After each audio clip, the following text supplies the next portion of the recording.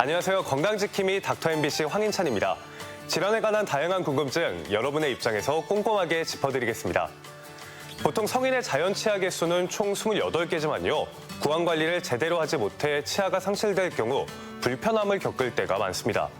최근에는 나이와 상관없이 사고 등 여러 가지 이유로 치아를 상실하는 경우가 많아 임플란트로 불편함을 개선하는 경우가 있는데요. 하지만 상실된 치아가 많을수록 잇몸뼈가 빨리 위축되고 치료 시기를 계속 미루다 보면 치아 건강 회복에 어려움을 겪게 된다고 합니다. 그래서 오늘은 전주 연세 6펜치과 곽기태 원장과 함께 전악 임플란트에 대해 자세히 알아보겠습니다. 노화 현상으로 신체 기능뿐만 아니라 치아를 고정하고 있는 잇몸도 약해지면서 치아를 상실하는 경우가 많습니다. 예전에는 틀니를 사용하는 어르신들이 많았지만 오랜 시간 틀니를 사용하다 보면 불편한 부분들이 많은데요. 그래서 최근에는 틀니의 단점을 보완하고 장점이 많은 전악 임플란트에 대한 관심들이 많아지고 있습니다. 그래서 오늘은 치과의사 곽기태 원장과 함께 전악 임플란트에 대해 알아보겠습니다. 안녕하세요. 네, 안녕하세요. 네. 네, 최근 임플란트가 더욱더 대중화되고 있는 것 같습니다. 네네. 임플란트의 종류 크게 어떻게 나눌 수 있는지 좀 궁금한데요. 크게 두 가지로 나눌 수 있습니다. 상실된 치아를 수복해주는 임플란트 보철물이 있고요. 아예 치아가 없는 경우, 무치아인 경우 임플란트 이용한 임플란트 틀니, 아니면 틀니를 전혀 사용하지 않는 전악 임플란트로 나눌 수가 있습니다. 크게 나눠보면 세 가지로 또 이렇게 나눌 수 있는 것 같은데요. 네네. 최근에는 근데 이미 임플란트 수술을 받은 환자분들이 다시 재수술에 대한 상담을 오는 경우가 좀 많아졌다고요? 네, 그 구강내는 굉장히 섬세하고 이제 그 환자분 같은 경우는 머리카락만 들어가도 미세한 부분을 감지할 수가 있습니다. 네. 그래서 임플란트를 이제 수술을 할 때도 정확한 위치에 임플란트를 심어야 되고 또 거기에 맞춰서 그 잇몸이라든가 치조 같은 경우는 기존에 있는 해박 쪽 구조를 만들어놔야 그런 부작용이 없습니다. 하지만 그런 걸 간과하고 뭐 뼈이식을 좀 들어간다거나 아니면 비용에 맞춰서 임플란트를 하게 되면 자연치의 회복 구조하고 임플란트 회복 구조가 안 맞으면 거기에 대한 부작용이 생겨서 뭐 치아 이제 임플란트가 흔들린다거나 아니면 음식을 많이 낀다거나 그런 이제 부작용이 많이 나타나게 됩니다. 그러고 나서 임플란트의 부작용들은 또 어떤 것 때문에 또 생기기도 하나요? 이제 지금 말씀드렸다시피 이 자연치하고 임플란트 갭이 너무 많아서 음식이 끼는 경우, 이제 이런 경우에는 보철물로 이제 해결을 하게 되는데 틈새가 벌어져 있는 그렇죠. 경우군요. 보철물도 해결이 안 되는 경우가 있어서 이제 음식 때문에 불편함을 호소하는 경우가 있습니다. 또 한 가지는 그 자연치하고 임플란트 위치가 아이디어한 위치가 아닐 경우에는 기존에 있는 아이디어란 교합이 이루어지지 않습니다. 그러면 이제 위치가 삐뚤어졌거나 정확한 위치가 아니면 교합을 위해서 임플란트 보철물이 흔들리거나 부러지는 경우가 있습니다. 네. 그리고 이런 경우에는 이제 염증이 심할 때에는 우리가 임플란트 주위염이라고 진단을 하고요. 이제 교합 압에 의해 생기는 파절 같은 경우는 이제 임플란트 파절, 보철 파절해가지고 임플란트 실패로 이제 진단을 하고 다시 수술을 하게 됩니다. 조금만 위치가 틀어지더라도 계속 이제 교합이 되다 보니까 좀 크게 영향을 미칠 수 있군요. 네네. 그렇다면 임플란트를 선택할 때 가장 중요하게 고려해야 할 부분들은 어떤 부분들이 있을까요? 이제 우리가 처음에 보는 부분이 뭐냐면 잔존 치조골이 얼마나 돼 있느냐. 잇몸뼈가 얼마나 남아 있느냐. 네, 그러니까 이제 우리는 그 구강내에는 뼈가 두 종류가 있는데 네네. 치아를 잡아주는 치조골이 있고 그 다음에 얼굴 형태를 유지하는 기본 뼈가 있습니다. 근데 치아가 없어져 버리면 치아를 잡아주는 치조골의 역할이 없어지기 때문에 치조골은 빨리 흡수가 됩니다. 그래서 그 남아있는 치조골이 어떠냐에 따라서 향후 이 보철물에 음식물이 낄 건지 안 낄 건지 아니면 이제 임플란트 심었을 때의 자연체 간격이 좁은지 넓은지 그걸 판단하는 그 중요한 기준이 잔존 치조골입니다. 네. 그런 것도 있고 또 하나는 이제 환자분께서 나이가 있다면 전신질환이 또 있을 수가 있거든요. 만약에 당뇨라든가 아니면 뭐 골다공증 약을 복용한다거나 그런 경우에는 이제 환자 팩터로 인해서 그런 것들을 이제 누그라우 시켜서 정상적인으로 확인한 다음에 수술이 들어가게 되죠. 그렇다면요, 이미 임플란트를 한번 받으시고 재수술로 방문하시는 분들은 이 치조골이 많이 약해져 있을 수밖에 없을 것 같기는 합니다. 이제 이런 경우에 좀 재식립이 가능할까요? 이제 이런 경우에는 염증에 의해서 이제 재식림하는 경우가 많이 있습니다. 그래서 이제 중요한 게 임플란트만 했다 해서 중요한 게 아니고 임플란트 하고 난 다음에 관리를 잘 받으셔야 됩니다. 어제 같은 경우 저희 병원도 환자분 한 분이 오셨는데 네네. 21년도에 오시고 어제 방금을 하셨어요. 그러니까 그 21년 동안 하고 지금 개입 3년 동안 이제 방문을 안 하셨던 거죠. 치과에서 방문을 안 하시고 네. 스스로 관리를 하시는 네, 거죠. 이제 아프지 않아서 안 왔다 이렇게 말씀하시는데 이제 임플란트에는 신경이 없습니다. 근데 자연치 같은 경우는 뭐 염증이 있거나 뭐 시리거나 그러면 뭐 시립니다, 아픕니다, 뭐 씹을 때 문제면 피납니다 그러는데 임플란트 같은 경우는 신경이 없기 때문에 그런 증상들을 바로 환자가 인지하기에는 무리가 있습니다. 아하. 그래서 이제 그럴 때에는 그 정상적으로 정기적인 이제 관리와 방문이 필요합니다. 그러니까 제일 중요한 게 제일 그거고요. 그 다음으로 생각할 게 뭐냐면 정확한 구강 위생 관리입니다. 그게 안 돼 있으면 이제 음식물 끼는 것만 이제 생각하시는데 자연 치아하고 임플란트의 해부학적 기준은 전혀 틀리기 때문에 환자분이 열심히 관리한다 하더라도 못 닦거나 관리 안 되는 부분이 있는 거는 치과에 내원해서 관리하는 것이 바람직합니다. 하루하루 내가 임플란트에 맞춰서 관리를 하는 것도 중요하고 치과에 또 정기적으로 방문하는 것도 중요하겠네요. 굉장히 중요합니다. 네, 그렇다면 이제 오늘의 주제인 전악 임플란트에 대해 한번 알아보도록 하겠습니다. 네. 전악 임플란트 어떤 경우에 시행하게 되나요? 이제 그 틀니를 많이 사용하다 보면 틀니는 뼈랑 관계없이 잇몸에 얹혀서 사용하게 됩니다. 그러니까 네. 틀니를 처음에 이제 받으시면 좋다고 하시는데 문제는 치아가 없어짐으로 인해서 치조골의 기능이 떨어진다고 말씀드렸습니다. 네네. 그러면 치조골은 계속해서 흡수가 일어나게 되고 이제 틀니는 이 모양을 유지하고 있지만 그 안에 있는 뼈는 점점 흡수가 되면 처음에는 이상 없었지만 몇 개월 지나가 몇 년 지나면 이 틀니는 흔들 수밖에 없습니다. 그러면 또 내어내셔가지고 그 공간이 생긴 그 부분에 재료를 채워서 다시 잇몸에 맞춰서 해드리지만 계속 시간이 지남에 따라 치조골이 없어지게 되면서 이제 결국에는 말할 때 틀니가 나온다거나 아니면 무슨 뭐 밥 먹을 때 틀니가 나온다거나 좀 그런 경우 생길 수가 있죠. 이제 그런 거를 이제 본 자녀분들이 가서 임플란트를 하자고 하셔서 그런 것들이 있기 때문에 그 틀니 사용으로 인해서 문제가 있거나 아니면 뭐 사고라든가 그런 경우에는 이제 전악 임플란트를 할 수밖에 없습니다. 네. 그렇다면 전악 임플란트의 경우 상실된 치아 개수만큼 모두 다 식립을 하려면 또 그게 부담이 될 것 같은데요. 네. 보통 수술할 때 최소 몇 개에서 최대 몇 개까지 수술을 진행을 하나요? 이제 기존의 치과에서 보면 뭐 어떻게 설명하냐면 다리의 기둥이 많을수록 다리가 튼튼하다 해서 여러 개 임플란트 심는 경우가 많이 있습니다. 환자 상태에 따라서 다르군요. 이제 근데 그거는 우리가 아이디어라는 숫자는 지금 정해져 있지 않습니다. 네네. 하지만 저희 병원 같은 경우는 각 악당 6개. 그다음에 이제 환자 상태에 뼈가 안 좋은 경우는 뭐 8개까지. 악이라는 게 위아래. 이제 상악, 사악. 그러니까 이제 악당 뭐 6개 내지 8개가 굉장히 아이디어랍니다. 근데 만약에 10개라든가 뭐 10몇 개를 심는다는 건 그건 너무 과한 거기 때문에 그거는 이제 병원에 내원해서 상담하시길 이제 맞길 원하시고 또 이제 이런 이 틀니를 쓴 기간이 길어다 보면 치조골이 없는 경우가 있습니다. 근데 이런 때 저는 틀니를 끼고 싶지 않습니다 하면 이제 뭐 뼈 이식을 해서 이제 그 전악 임플란트 가는 경우 있지만 또 안 되는 경우가 있거든요. 불가항력적으로 그런 때에는 뭐 4개라든가 2개라든가 이제 사용해서 임플란트 틀니로 유도하는 경우도 있습니다. 네, 지금 얘기해 주신 것처럼 좀 노인분들이 치조골이 많이 약해진 상태에서 방문하시는 경우가 많은 것 같아요. 네. 그럼 이런 경우에 전악 임플란트가 좀 이렇게 쉽게 되나요? 아니면 한 2개, 4개 정도만 하는 방식으로 진행이 되는 걸까요? 이제 큰 문제가 없다면 전악 임플란트가 가능합니다. 이제 이 고려 요소가 뭐냐면 상악에는 이제 양쪽에 상악동이라는 데가 있고 네. 하악에는 신경이 이렇게 러닝하는 부분이 있거든요. 근데 요 상악동에 그 골폭이 적은 경우 이제 일반 치과에서는 뭐 대학병원 가서 이제 수술을 권하는 경우는 있는데 특수한 방법으로 이제 상악동에 뼈 이식을 하고 전학 임플란트를 할 수가 있고요. 만약에 하악에 있는 그 신경관이 문제 있다면 이제 수직으로 뼈 이식을 해서 같이 해드리는 경우가 있습니다. 이제 하지만 그 이 수직으로 뼈 이식하는데 문제가 뭐냐면 골수가 있냐 없냐에 따라서 틀려집니다. 네. 왜냐하면 이제 우리가 뼈는 단단한 뼈가 골수를 감싸고 있는 상태인데 아예 골수분이 없거나 그런 경우에는 뼈 이식을 하더라도 뼈 재생이 되지 않기 때문에 이런 경우는 좀 부득이하지만 그 임플란트 틀리로 이제 유도하는 경우가 있습니다.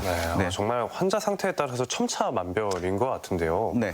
그렇다면 이런 고난이도 수술인 만큼 전학 임플란트를 선택할 때 좀 중요하게 고려하면 좋은 부분들은 어떤 것들이 있을까요? 이제 좀 전에 말씀드렸다시피 잔존 치조골 상태가 굉장히 중요하고요. 네. 이제 이런 분들 같은 경우는 전신질환 동반이 굉장히 많습니다. 그래서 전신질환이 있느냐 없느냐, 만약에 전신질환이 있는 경우에는 의과 협진해서 사전에 있을 수 있는 모든 부작용을 제거를 하고 이제 환자가 정상으로 이제 범위 내에 들어온 상태에서 이제 수술을 하게 됩니다.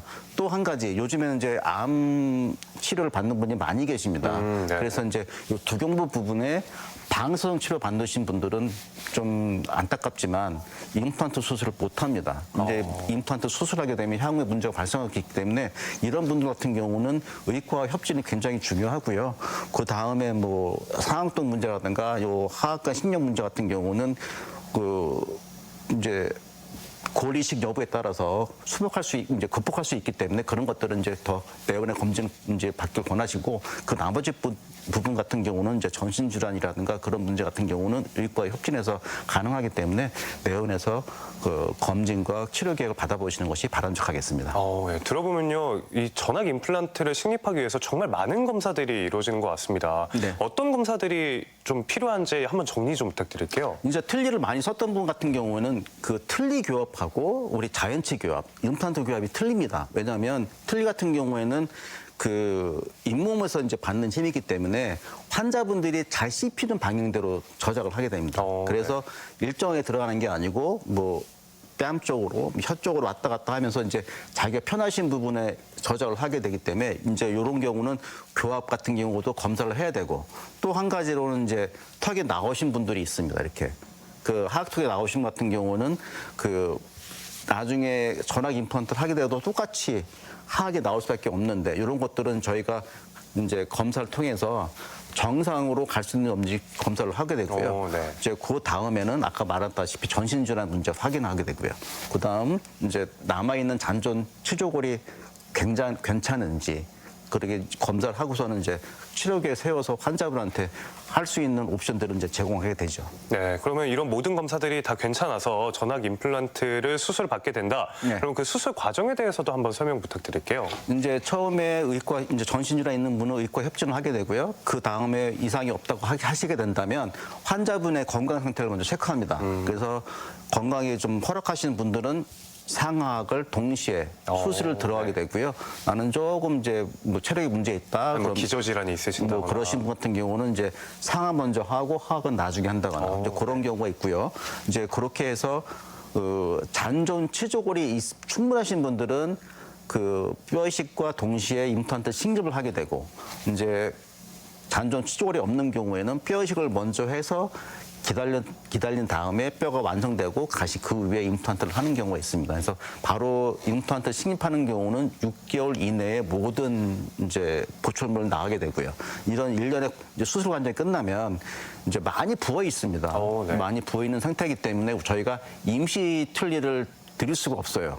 이제 실밥을 제거하고 이제 부기가 가라앉고 이상이 없다 그러면 그 상태에서 임시 틀니를 위한 이제 본을 뜨고 이제 본 제작을 들어가죠. 그래서 한 3주나 한 달 뒤에 임시 틀니를 제공해 드리고 그동안 사회생활을 하시고 그다음에 이제 5개월째라든가 아니면 그때 이제 들어가서 본을 더 최종 보충물을 이제 제공해 드리죠. 그럼 6개월 내에 모든 게 다 끝납니다.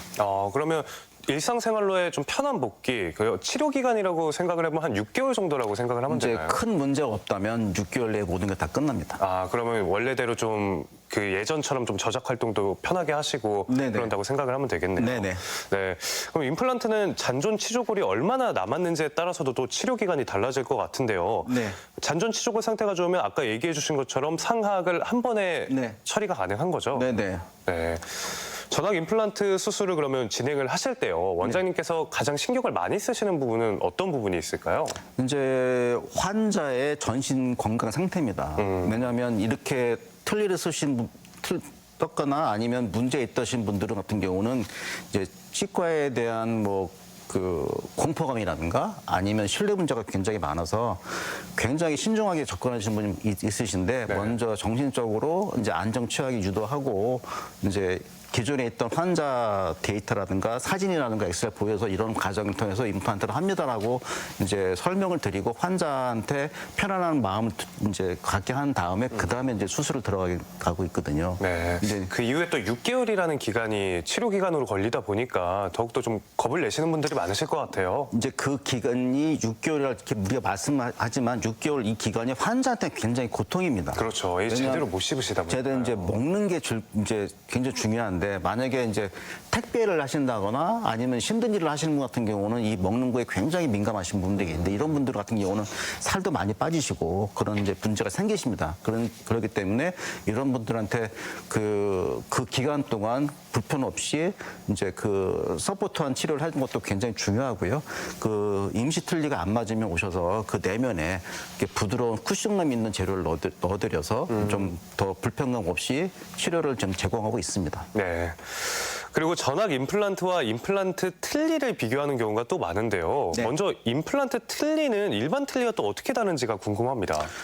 아, 제가 이제 작년 말에 왔던 환자분이신데 그 89세 먹은 이제 네, 고령이시네요. 할머니셨어요. 근데 그분은 이제 추석 때 자녀들이 모여서 이제 식사할 때 밥을 먹을 때 틀니가 빠진다거나 말할 때 틀니에 빠져서 자녀분들이 이제 그런 것 때문에 이제 해드린다고 오셨었는데 네네. 그 저한테 막 물으시더라고. 뭐 우리 어머님이 나이가 많으신데 할 수가 있냐, 뭐 고령인데 괜찮으냐, 뭐 그렇게 여쭤보시더라고요. 그래서 내가 그렇게 계속 말씀 따져 물으시면 제가 못합니다. 네. 그렇게 말씀드렸거든요. 그랬더니 이제 걱정이 심해서 그렇게 말씀했다고. 그래서 치조골 상태는 좋지는 않았습니다. 그래서 제가 2개를 심어서 틀니가 빠지는 거라든가 이제 씹으실 때 말할 때 빠지는 거는 제가 안 되게 해드린다 하고선 2개를 심어드리고 임플란트 틀니를 만들어드렸어요. 그때 이제 환자분은 굉장히 고마워하시더라고. 만족해하시고. 왜냐하면 이 말할 때 틀니 빠지고 밥 먹을 때 틀니 빠지면 제대로 식사도 못 하시고 네, 어디 가서 말도 못 하시는 부분이 있거든요. 이제 그런 것들을 해결해 줌으로 인해서 그런 것도 있고 또 하나는 이제 그 전악 임플란트는 하고 싶은데 금액적으로 그런 부신 분들 같은 경우는 임플란트를 4개를 심어서 틀니를 이제 얹어드리는 거거든요. 그러면 이제 기능적인 면은 굉장히 좋습니다. 이제 하지만 틀니라는 것이 플라스틱 재질이기 때문에 이제 몇 년을 쓰게 되면 이제 갈려나가는 부분이 있어서 몇 년 뒤에 다시 틀니를 제작해야 되는 그런 문제도 있고요. 아니면 저장력이 굉장히 세신 분 같은 경우는 이제 밑에는 이제 임플란트 심이 닿기 때문에 틀니를 쓰면서 틀니가 부러지는 경우도 있습니다. 근데 이런 경우는 이제 보강하는 방법도 있고 여러 방법이 있으니까 그런 이제 저희가 다 해결해 드리는데 전악 임플란트가 조금 부담스러우면 임플란트 틀니를 하는 것도 하나의 방법입니다. 그럼 이제 틀니 같은 경우는 저장력이 자연치의 11%밖에 되지 않습니다. 네. 그래서 김치라든가 고기 같은 경우를 먹을 땐 굉장히 불편하고요. 심지어는 이제 그런 분들 같은 경우는 가방에 가위를 갖고 다니면서 음식을 잘라서 조금씩 복용하는 많이 불편하시겠네요. 많이 불편합니다. 그래서 만약에 임플란트 틀니라든가 전악 임플란트 하시면 이제 그런 것들이라든가 아니면 이제 먹는 거에 대한로 인해서 건강 저하는 이제 막을 수 있기 때문에 그 음식 섭취로 인해서 오는 만족감이라든가 건강 유지는 가능합니다. 네. 아까 또 기저질환에 관해서 좀 얘기를 해주셨는데요. 네. 뭐 골다공증이나 당뇨 질환 이런 질환이 있는 환자의 경우에는 임플란트 수술 선택할 때 좀 더 주의해야 될 점들이 있겠죠. 이제 이런 분들한테 말씀드리는 게 뭐냐면 당뇨 같은 경우는 당뇨가 염증을 만드는 원인은 아닙니다. 네. 하지만 당뇨가 있으신 분들은 이런 염증이 생기면 다른 분에 비해서 급격하게 뼈가 녹는다거나 염증이 번진다거나 하는 경우가 있거든요. 한 번 염증이 생기면 더욱더 고통을 받으시는군요. 급속하게 망가집니다. 그래서 네. 이제 당뇨신 같은 경우는 뭐 3개월에 한 번 오세요, 4개월에 한 번 오세요. 왜냐하면 이렇게 점검해드려도 그 사이에 또 망가지는 경우가 있거든요. 근데 이제 뼈가 녹는다거나 염증에서 문제가 생기면 그걸 다시 회복해 드려야 되는데 이것이 굉장히 어렵습니다. 그래서 이런 게 안 생기게 예방하는 게 굉장히 중요하고요. 또 한 가지는 그 골다공증을 이제 그 예방하기 위해서 약을 복용하시는 분이 있는데 이 골다공증 약은 이제 우리 몸에서는 이제 뼈를 만들고 뼈를 녹이는 세포가 서로 이제 상호 공존해서 뼈를 유지하는데 이 골다공증 약을 드시는 분 같은 경우는 뼈를 녹이는 그 세포들을 잠재웁니다. 그래서 그 만약에 뭐 다리가 부러진다거나 뭐 뼈에 문제가 있다면 뼈를 만드는 그 일련의 과정들이 이제 정리되어 있는 상태이기 때문에 임플란트 수술을 하게 되면 이제 임플란트를 하고 뼈가 상호 결합을 방해할 수가 있기 때문에 네. 이제 그 약을 중지를 하고 뭐 대체약을 이제 맞는다거나 해서 임플란트가 다 완성된 후에 다시 복용하게끔 그렇게 그 환자한테 홍보하고 있습니다. 그럼 이제 그거는 더 내원해서 자세하게 더 이제 얘기 들으시면 되고요. 그 외적으로 무슨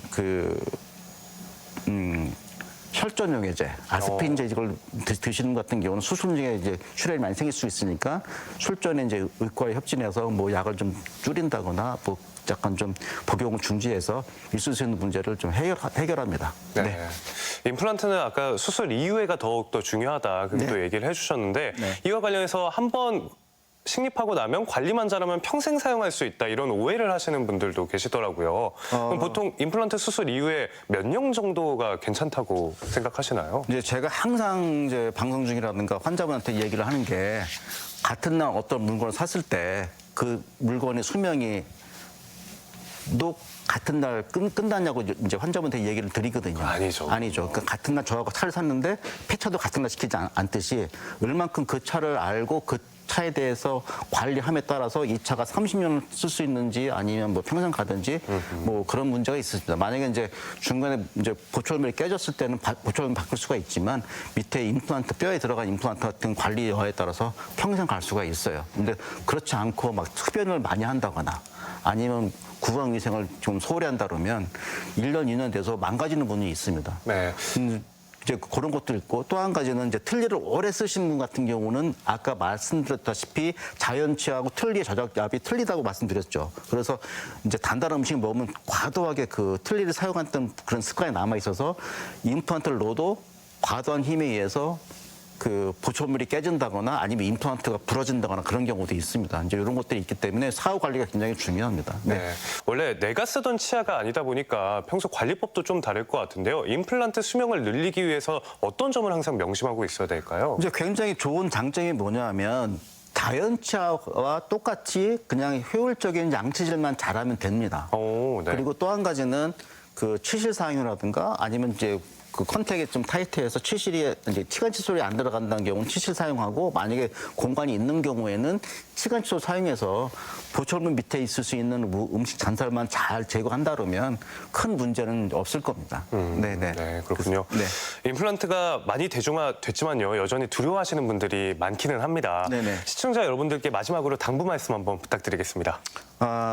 이제 요즘에 그 환자분들이 오셔서 임플란트에 대해서 궁금증이 많아서 임플란트를 이제 이 치과에서 저 치과 다니면서 하시는 분이 있습니다. 근데 솔직히 말씀드리는 부분이 뭐냐면 그 임플란트를 전공을 하고 임플란트를 많이 심은 경험자 치과의사한테 치료받기를 권해드립니다. 요즘에 환자분들이 많이 오셔서 엑스를 찍어보면 정확한 위치가 아니고 문제된 보철물이라든가 아니면 뼈가 많이 녹아 있는 그런 임플란트들이 많습니다. 근데 이런 부분을 지적을 드리면 환자분들께서는 이제 돈을 많이 들었기 때문에 다시 한다거나 보철물 바꾼다거나 그런 것들을 굉장히 꺼려하시거든요. 근데 처음부터 잘 심어놓고 관리 잘한다면 이런 문제가 생기지 않기 때문에 이런 부분을 조금 생각하셔서 경험이 많은 치과 의사분을 이제 찾아서 수술 받기를 권해드리고 이런 부분이 향후의 문제를 안 만드는 그런 원인이라고 살 수가 있습니다. 음식물이 많이 낀다거나 정확한 위치가 아닌 보철물로 인해서 향후에 또다시 재수술한다면 이 부분은 환자가 안고 가야 돼 굉장히 그 부담이고 스트레스가 될 수가 있기 때문에 이런 것들을 좀 이제 생각하신다면 더 정확하고 잘할 수 있는 그런 치과 의사를 찾는 것들이 굉장히 중요하겠습니다. 네. 네, 이 시간에는 치과의사 곽기태 원장과 함께 전학 임플란트에 대해 자세히 알아봤습니다. 원장님 오늘 말씀 감사드립니다. 네, 감사합니다.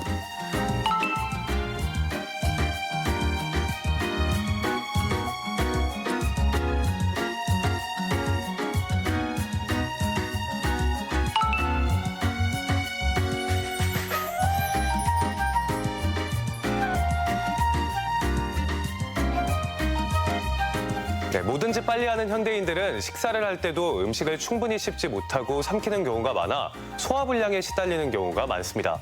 그렇다면 음식을 충분히 씹은 후에 섭취할 경우 어떤 효과를 얻을 수 있을까요?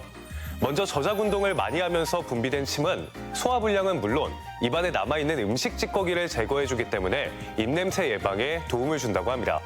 그리고 음식을 씹을 때 당분이 많이 분해되며 배부름을 빨리 느끼게 되고 과식을 피할 수 있는데요. 또 음식을 꼭꼭 씹어먹는 습관은 치매 예방에도 도움이 된다고 하니까 여유로운 식사 습관으로 음식의 맛과 건강을 모두 챙겨보시길 바라겠습니다. 그리고 이 밖에 건강과 관련해 궁금증이 있으시면 전주 MBC 홈페이지에 질문 남겨주시기 바랍니다. 닥터 MBC가 여러분의 궁금증을 풀어드리겠습니다.